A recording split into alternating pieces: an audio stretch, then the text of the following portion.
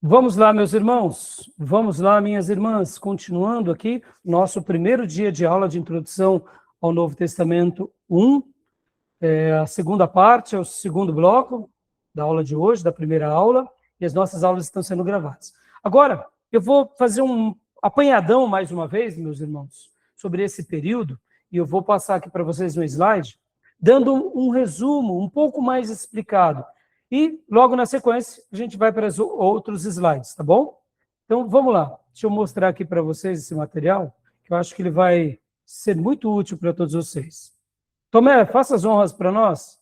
Leia para nós, por gentileza. A história por trás da página em branco. Está me ouvindo bem? Sim.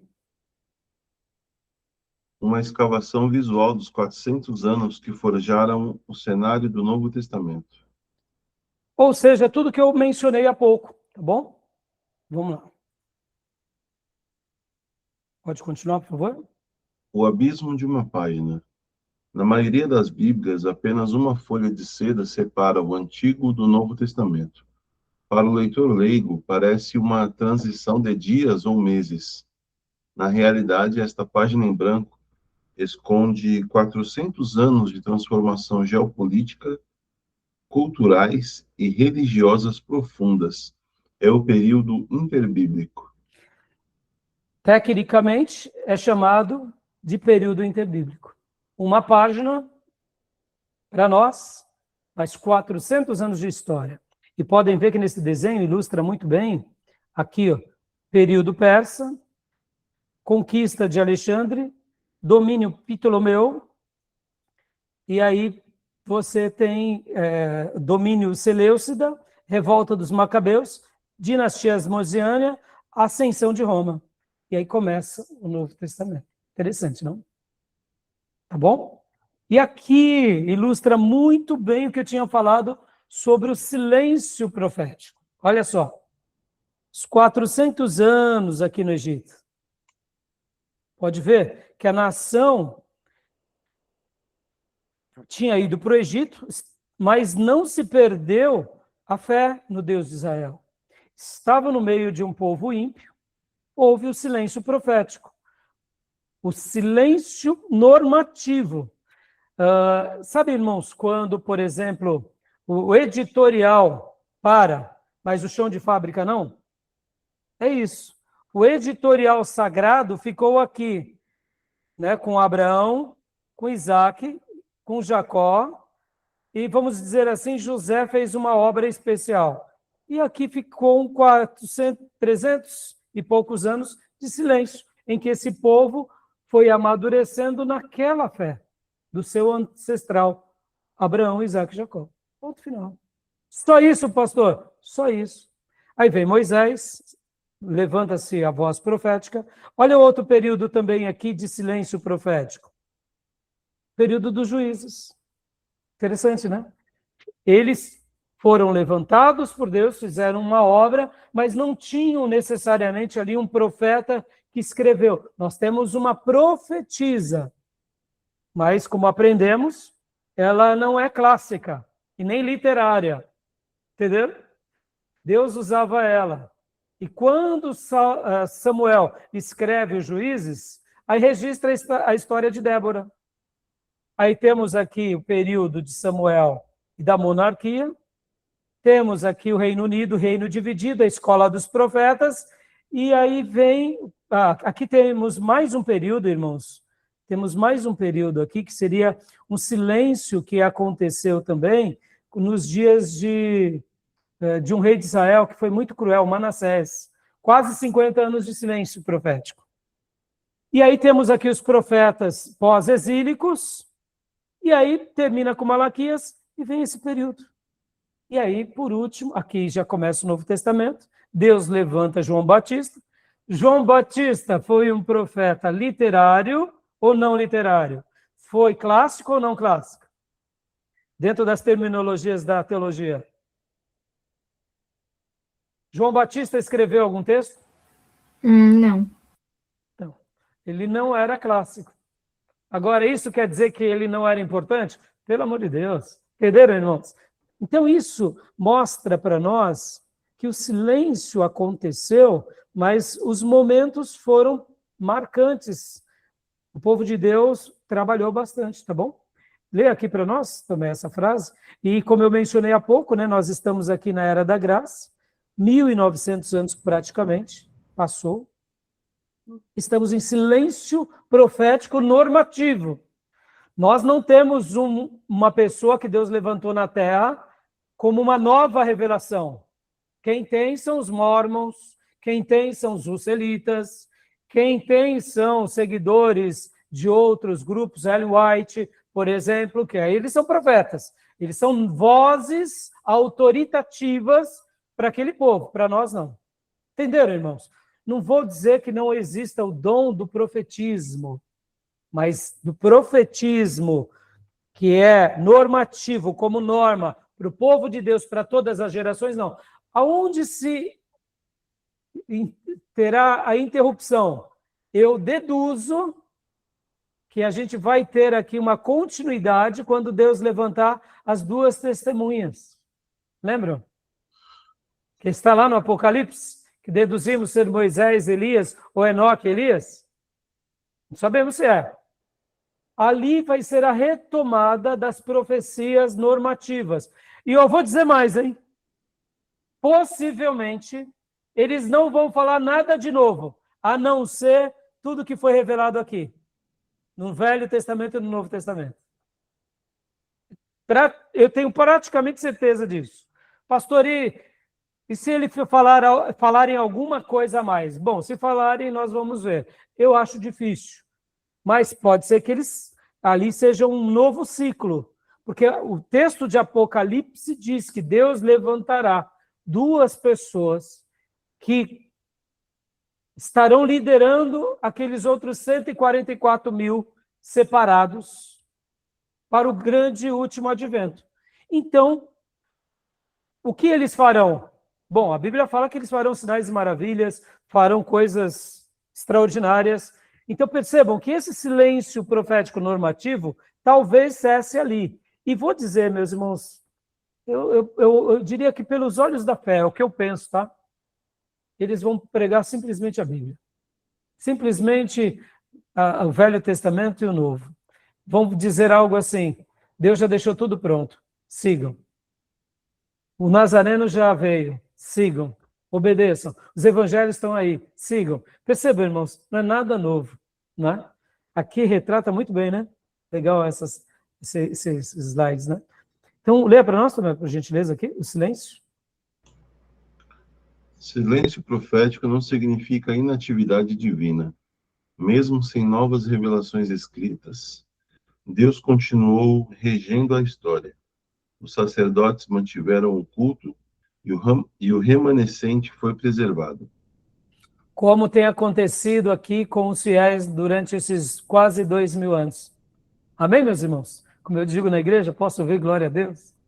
Não é verdade, irmãos? Não é maravilhoso saber que somos fruto de uma revelação que já faz quase 2000 anos que não tem uma nova revelação e nós não precisamos, a não ser guardar essa revelação. Podem ver, meus irmãos, que na história da igreja, o que aconteceu? Os grandes servos de Deus, eles só falaram mais ou menos assim, vamos observar aqueles mandamentos, vamos voltar a praticar aquelas verdades. Não é isso? Não é nada de novo, né? É a velha Bíblia, velha oração, velha comunhão com o Deus eterno, tá bom? Tudo bem até aí? Alguma pergunta, alguma dúvida? Continuando aqui, então. Pode ler para nós também, por gentileza. O que mudou em 400 anos? O fim do Antigo Testamento, Pérsia, Império dominante, Medo persa, liderança espiritual, sacerdotes e profetas, locais de ensino, o templo, dinastias, ausência de reis locais, governadores. O início do Novo Testamento, Roma, Império dominante, romano, cultura grega, liderança espiritual, fariseus, saduceus, escribas reconfigurados, locais de ensino, o templo mais redes de sinagoga e dinastias, a cruel dinastia herodiana. Compreender essas mudanças é o único meio de entender o mundo onde Jesus caminhou. Tudo bem? Alguma pergunta?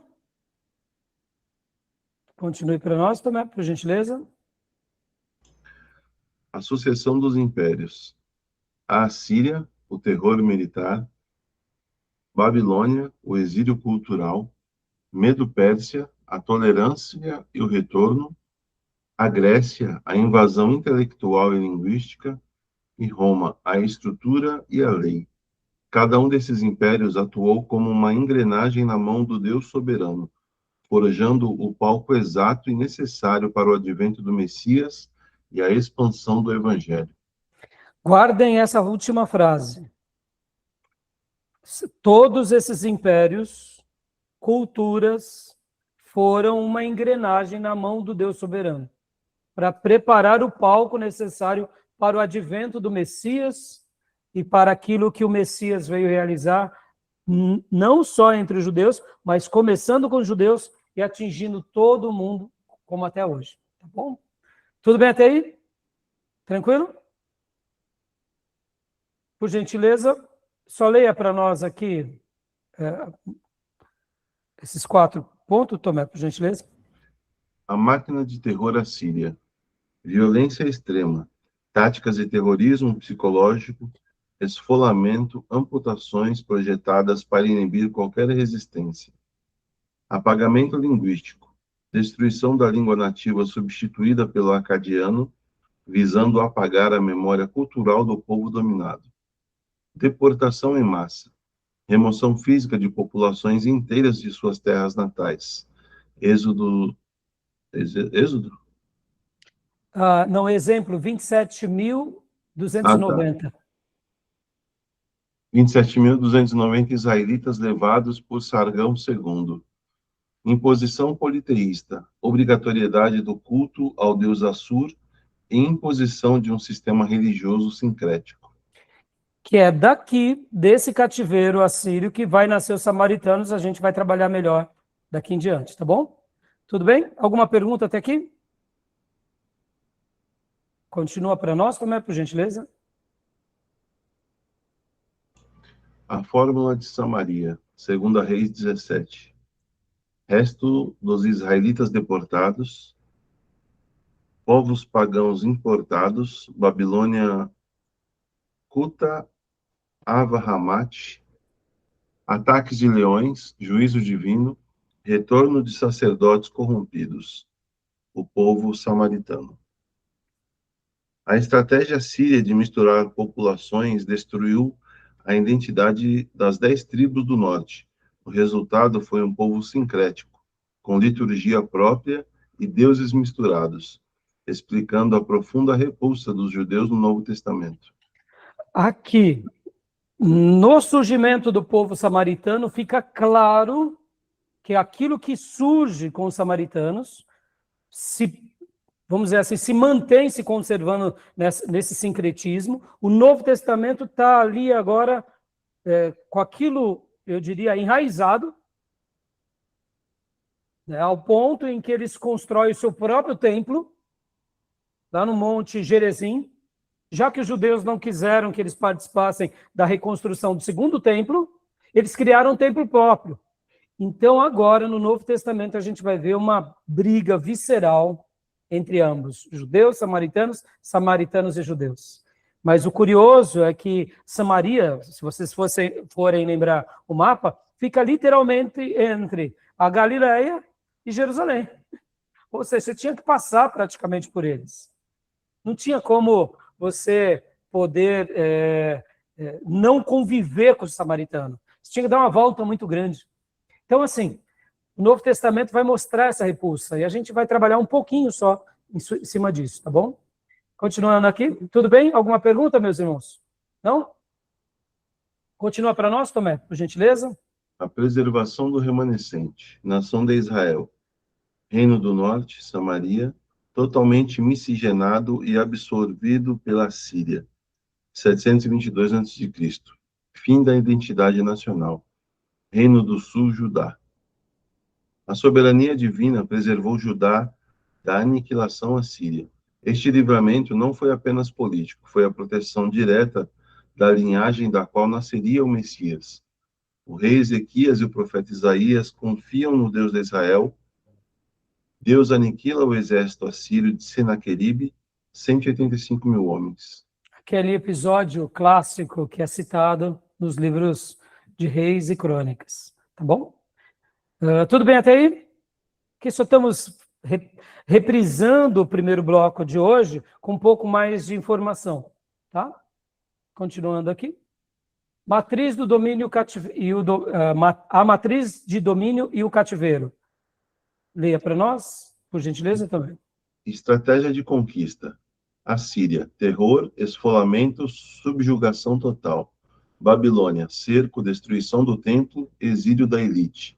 Medo-Pérsia, conquista tática, decretos de tolerância. Gestão do povo dominado.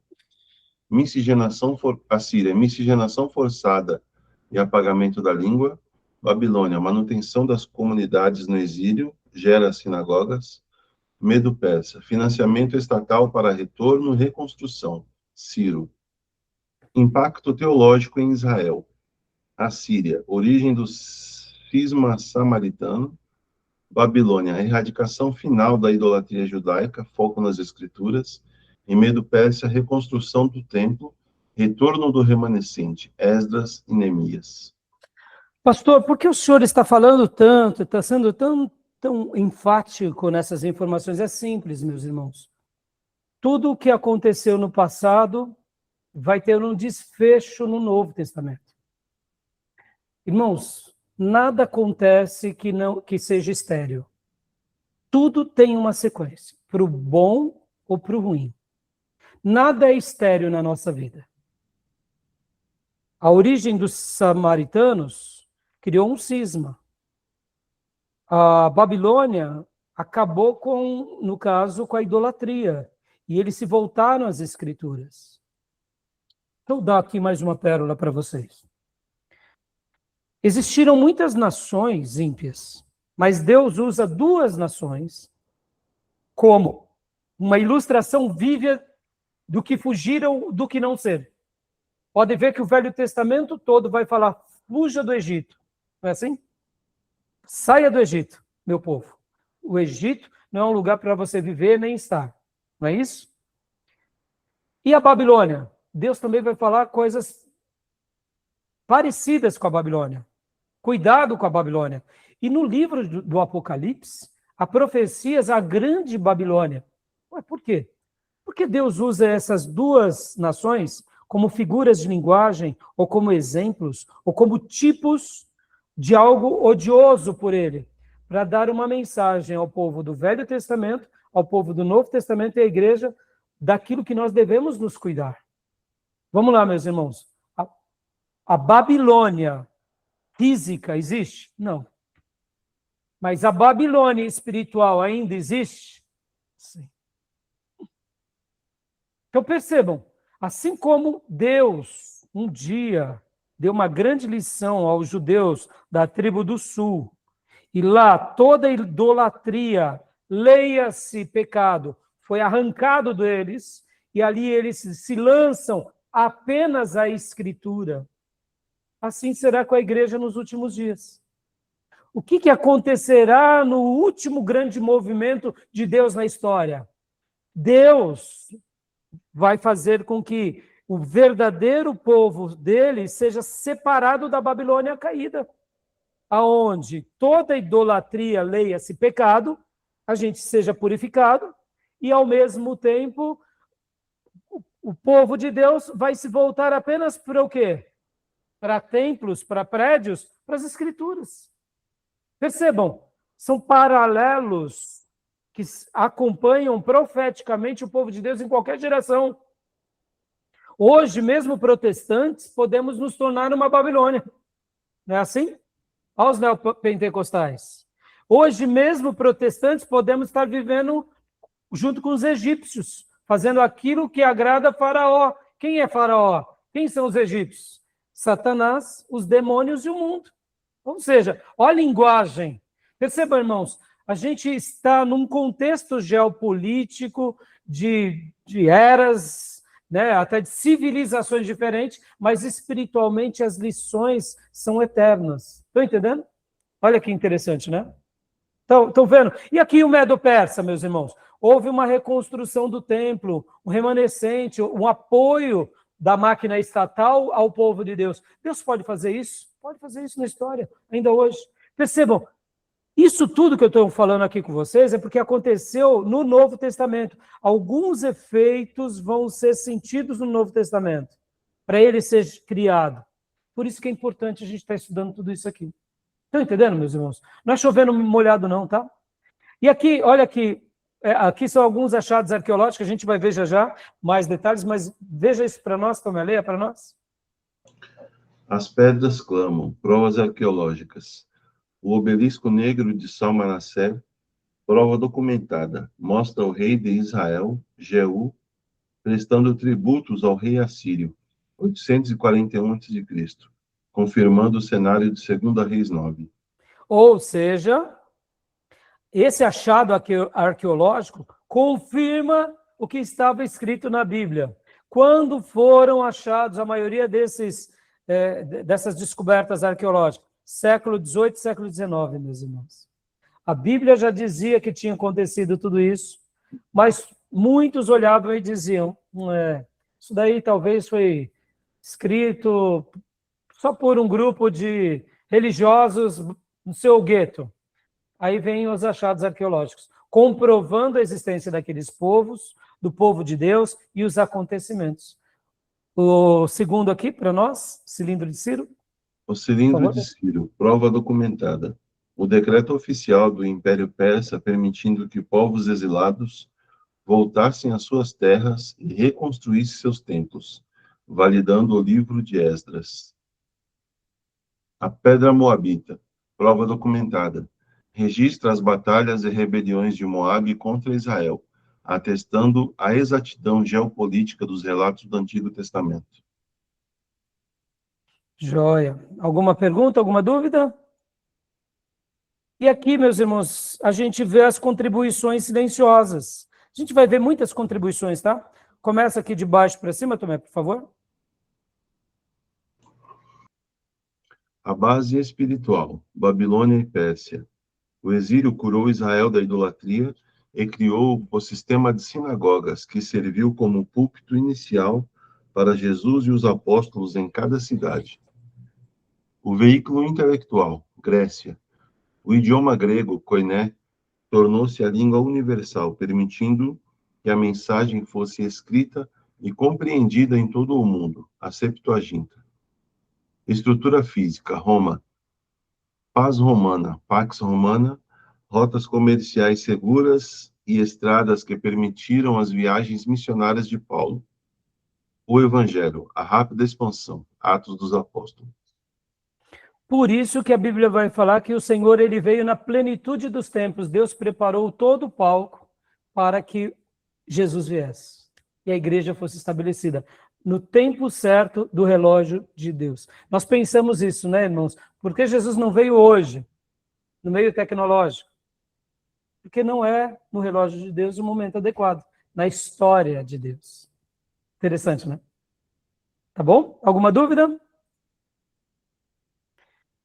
Aqui essa ideia eu achei fantástica, meus irmãos, que eu aprendi com o professor Áquila Nascimento, lá do Seminário das Nações Unidas, do Luiz Saião, ele dando uma aula introdutória sobre o Novo Testamento. Ele fala que o Novo Testamento, lembra que eu disse sobre o estilo literário do Velho Testamento? É um pouco diferente do estilo literário do Novo. Ele usa esse termo, que o Novo Testamento ele é apresentado mais como um drama. E a gente poderia dizer que é um drama da vida real. É uma revelação divina, ou seja, o Deus que encarna, é um drama no lado divino, em que ele se torna carne, e agora há toda essa encenação, né? Então, o Novo Testamento tem mais ou menos essa roupagem. Leia para nós, Tomé, por gentileza. O Novo Testamento como drama real. Segundo o teólogo Áquila Nascimento, Ler o Novo Testamento é como participar de uma peça teatral imersiva. Não é apenas uma coleção de regras, mas a encenação de um drama real que nos convida para dentro da narrativa. 1. O palco iluminado. A biografia viva de Cristo. Os Evangelhos. 2.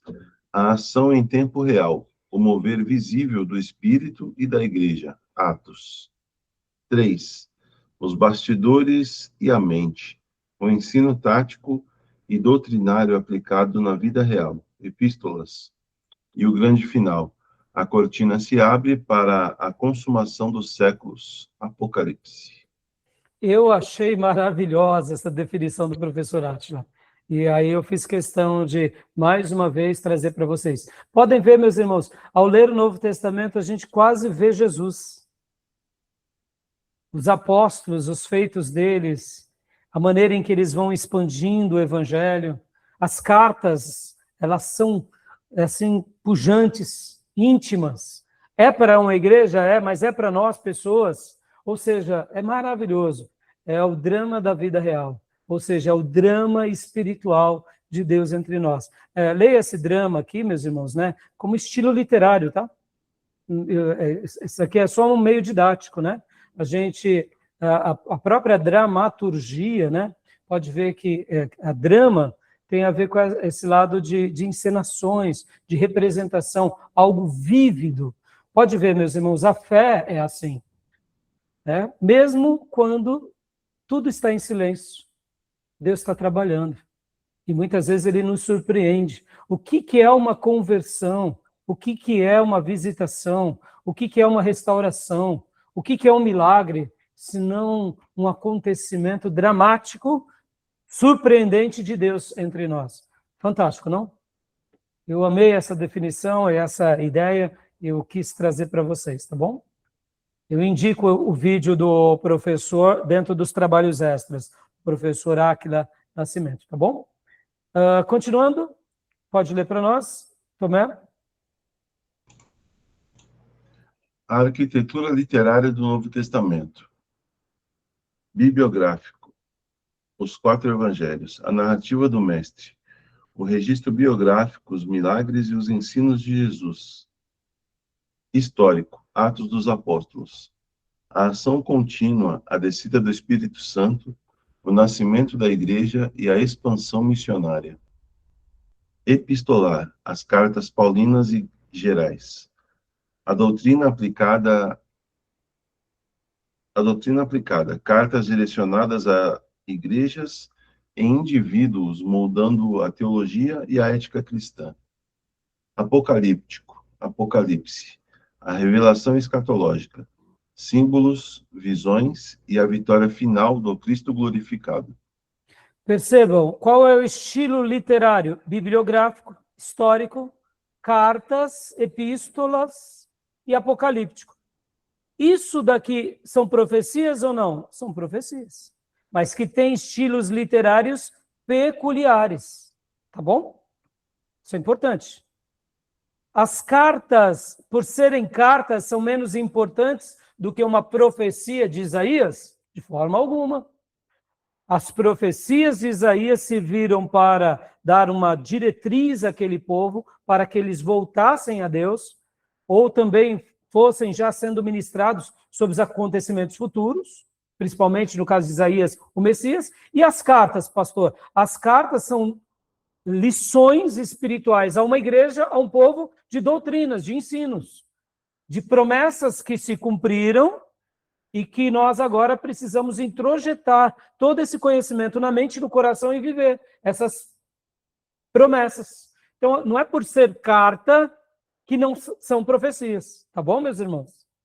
Então, guardem isso, né? Muitas vezes a gente pensa assim, as cartas paulinas, foi Paulo que escreveu, Pedro que escreveu, João que escreveu. Não, meus irmãos, foi o Espírito Santo quem deu para eles, assim como o Espírito Santo deu instruções a Moisés. É o mesmo pé de igualdade, só que um é estilo literário voltado à lei, outros estilo literário voltado à história ou profetas, e estilo literário agora de cunho mais pessoal, doutrinário, ensinos, tudo profecias, tá bom? Tudo bem? Característica sinótica, né? A gente vai aprender o que é isso. Depois eu explico melhor para vocês que os 3 evangelhos, Mateus, Marcos e Lucas, são semelhantes. Já João é diferente, mas são biografias tratando da mesma pessoa. Os 3 tratam de óticas parecidas, semelhantes, por isso sinótica. E João, ele olha por uma outra ótica, por um outro prisma. Pode ver que o Evangelho de João revela mais o Jesus divino, tá bom? Então a gente vai trabalhar melhor esse ponto. E aqui, só para finalizar, né, leia para nós, Tomé, por gentileza. O Deus soberano sobre a história. A página em branco nunca esteve vazia. Das terríveis táticas da Assíria às leis de Roma, Deus orquestrou cada movimento geopolítico para garantir que, na plenitude dos tempos, o palco estivesse perfeito para o filho de Davi. Próximos passos. Para o aprofundamento da leitura destas engrenagens históricas, consulte o período interbíblico Enéas Tonini, Panorama do Novo Testamento, Robert Gundry, e Merece Confiança o Novo Testamento, F. Bruce. Da onde eu me baseei, né, esse material, tá bom? Tudo bem, meus irmãos? Até aqui, tudo bem? Tranquilo? Alguma pergunta? Querem fazer mais alguma pergunta? Então, meus irmãos, continuando aqui, deixa eu passar agora para vocês uma síntese também bem rápida de um outro material. Deu para entender direitinho, meus irmãos? Ficou claro aqui? Vocês querem tirar alguma dúvida? Não? Tá tranquilo? Então, joia. Então, vamos lá. Deixa eu voltar aqui, pegar um outro material que eu separei para vocês. É esse daqui. É esse daqui. Eu abri o errado.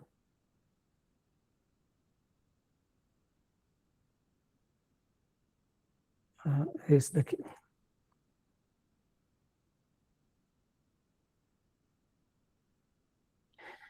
Vamos falar um pouco agora sobre esse momento, que é a plenitude dos tempos. Então, leia para nós, Beatriz, por gentileza.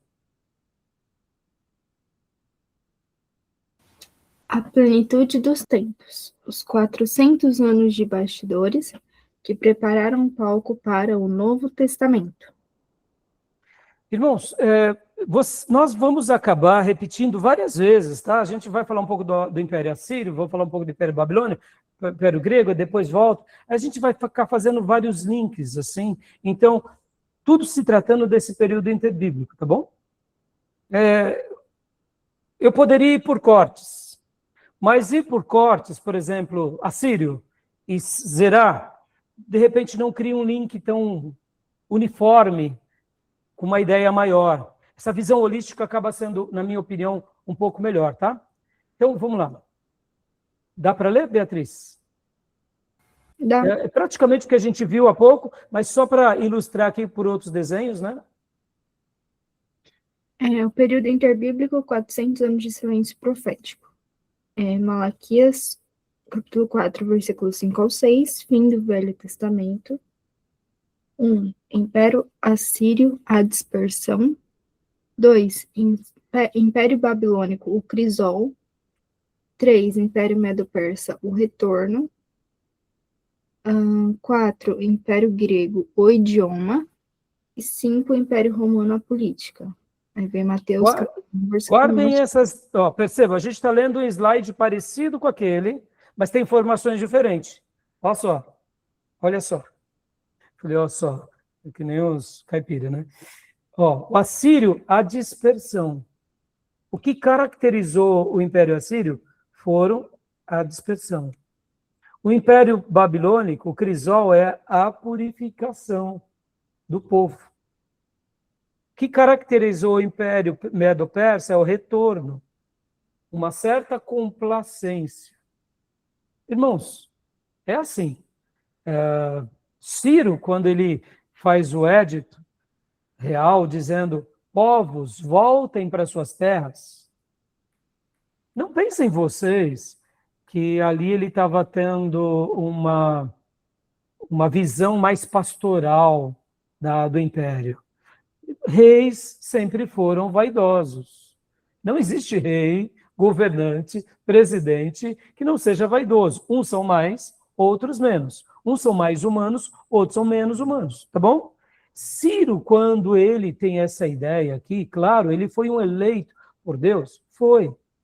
Mas ele era um grande líder de um império. E ele chegou à conclusão que dominar como foram os dominados, os povos pelo Império Assírio, seria um ultraje. Ele não queria que o mesmo destino dos assírios acontecesse com ele. Então, o que ele pensou? Eu posso oprimi-los, desfigurá-los, como fizeram os assírios, ou, quem sabe, ter um domínio absoluto, como foi o babilônico, mas eu posso, quem sabe, ter o agrado dos conquistados. Quer coisa mais agradável do que você dar a libertação para o povo voltar às suas origens? E continuar agora dando donativos e sendo vassalos desse grande suzerano? Então, percebam que Ciro, como monarca, a estratégia dele foi brilhante para o mundo que era déspota. Em outras palavras, ele colocou uma coleira de pelica sobre as nações. Ou seja, vocês podem voltar. E eu ajudo até vocês a desconstruírem os seus templos, mas vocês continuam debaixo do meu governo. Tudo bem, é melhor ser de um império assírio ou estar debaixo do império, ou melhor, é melhor ser do império medo-persa ou do império assírio ou babilônico? 1000 vezes do império medo-persa. Está entendendo? Então, a gente tem que ter uma visão um pouco fria aqui, tá? A gente olha para a profecia porque Ciro foi um eleito. Mas percebam, a característica e os detalhes que vão contribuir até mesmo ao Novo Testamento é o retorno. É esse intercâmbio de judeus no mundo. Porque lá na Babilônia, o povo cria a sinagoga. No Império Medo-Persa, a sinagoga agora está espalhada no mundo inteiro. O culto ao Deus de Israel era feito nas casas, nos Betel, né? Bet no hebraico é casa, oikos no grego é casa. Então, percebam, as casas viraram os lugares das adorações a Deus. Percebam como esse momento marcou positivamente o povo de Deus para o Novo Testamento. Quando Paulo ia pregar, ele ia em primeiro lugar onde? Nas sinagogas, que estavam espalhadas no mundo.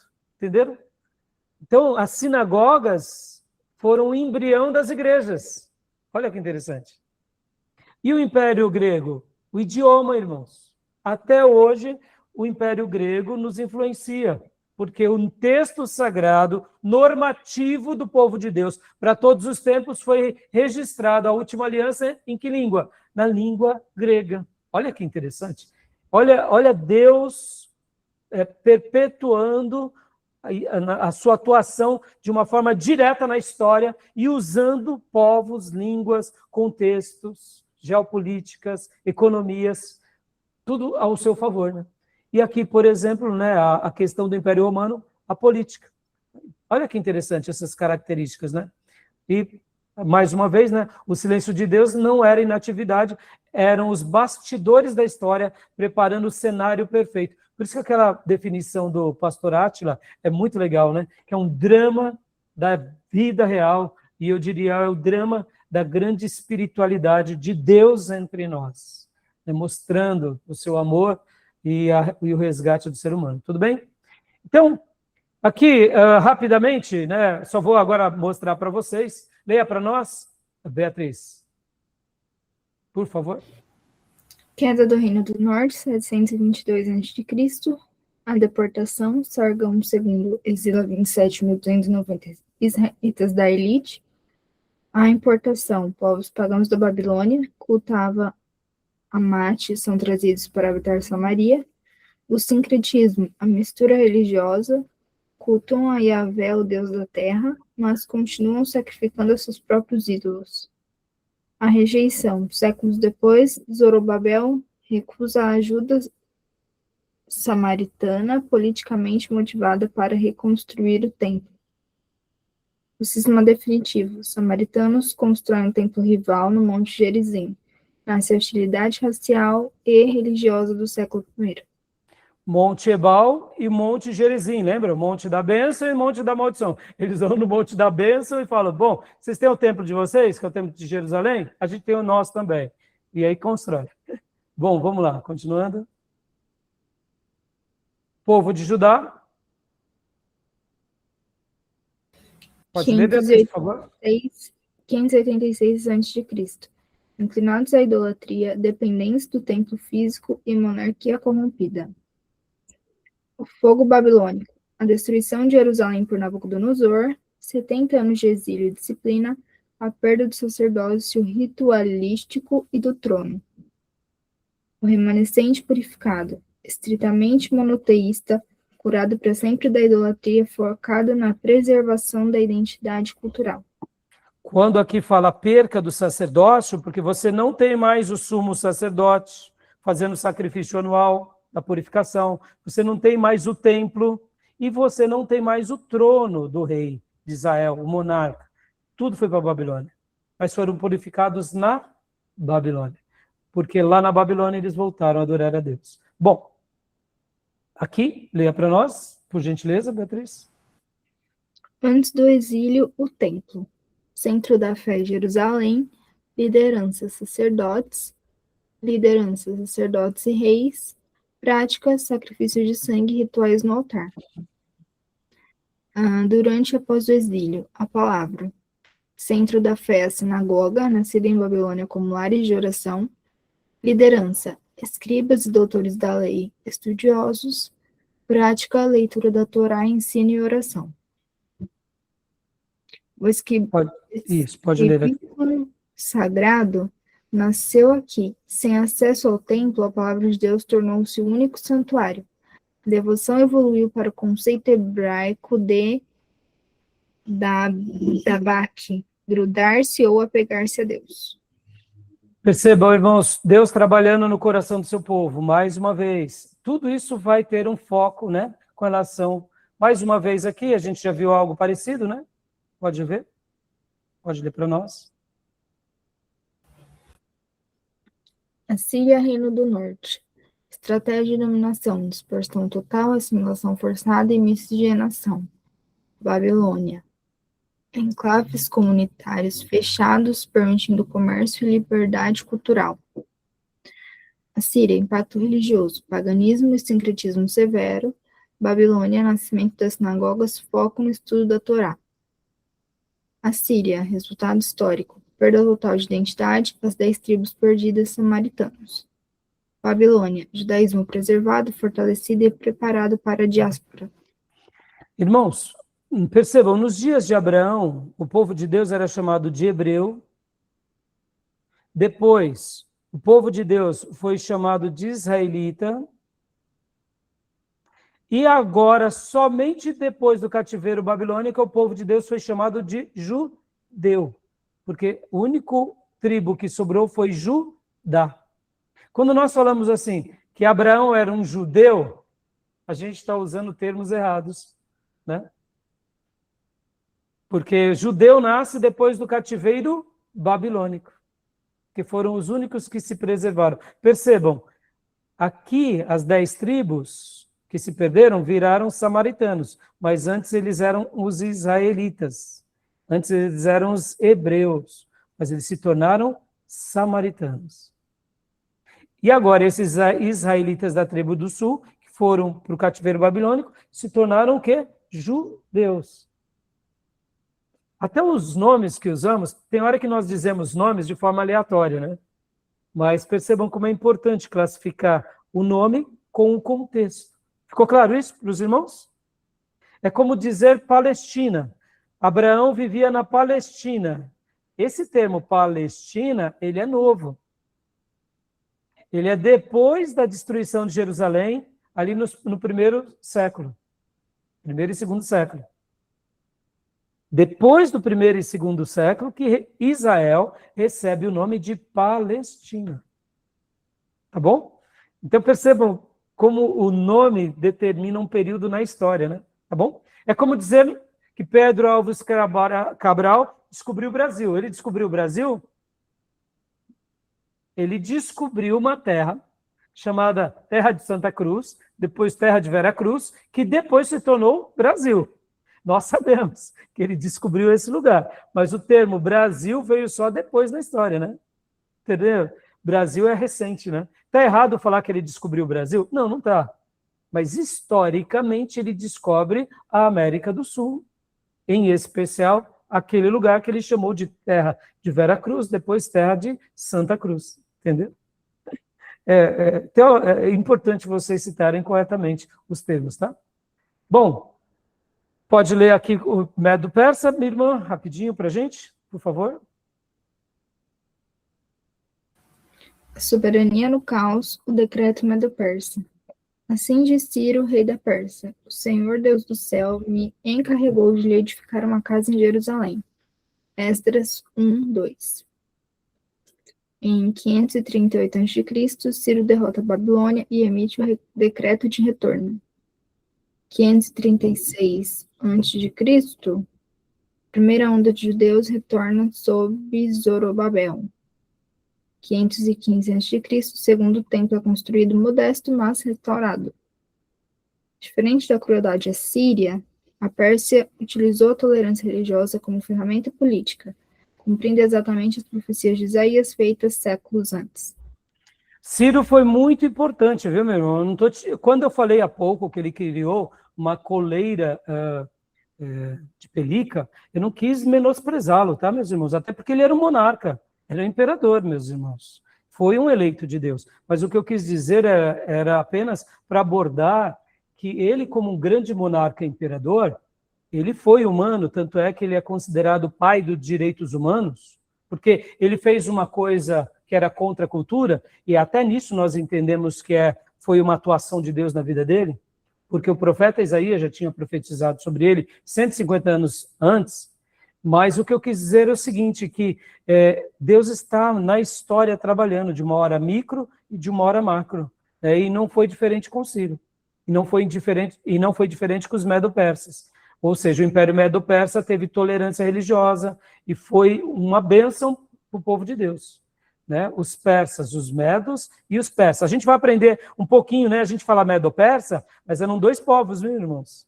Eram os medos que se unem com os persas e se torna medo-persa, tá bom? Tudo bem até aí? Para a gente, aqui mais uma vez, aquelas descobertas, né? A pedra moabita já vimos. A pedra moabita, já vimos? Não. Vimos o cilindro de Cira, né? Agora, leia para nós a estrela de Merneptah.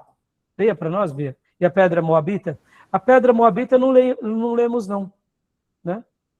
Não lemos. A pedra e o cilindro.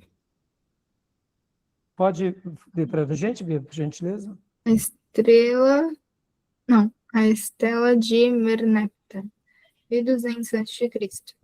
A descoberta, monumento egípcio detalhando vitórias de faraós. A relevância, a mais antiga referência fora da Bíblia ao povo de Israel como uma entidade estabelecida em Canaã. Então, aqui, a gente só vai dar uma pincelada, mas percebam que essa descoberta arqueológica também confirma os textos sagrados, tá bom?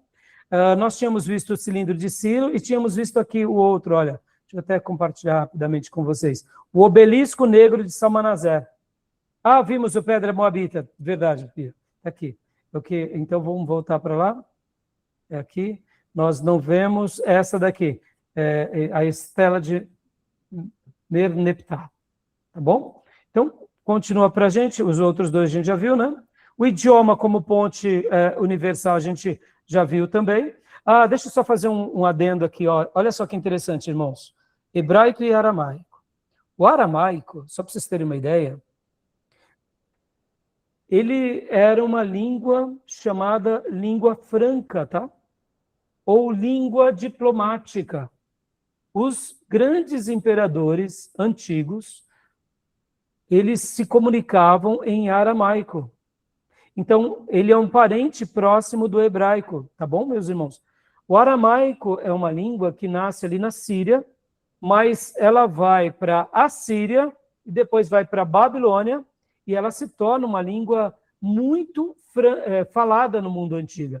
Então, perceba como a língua, sempre ela teve... Olha como Deus foi cuidadoso. A revelação de Deus, quem é hebraico, é muito próximo do aramaico.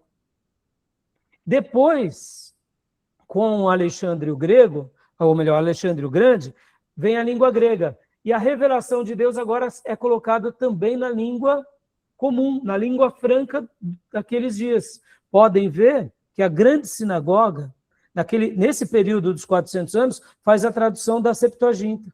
Ou seja, Deus sempre preservando o idioma como uma ponte universal. Por quê? Qual que é a grande proposta de Deus, irmãos? Se comunicar com toda a Terra. Interessante, né? Tá bom? Então, só para a gente continuar aqui. Aqui, esse ponto é legal. Leia para nós, Beatriz, por gentileza. A gente vai estudar bastante sobre eles. O ponto de ruptura Antíoco IV, Epifânio. Epifânio, 167 a.C.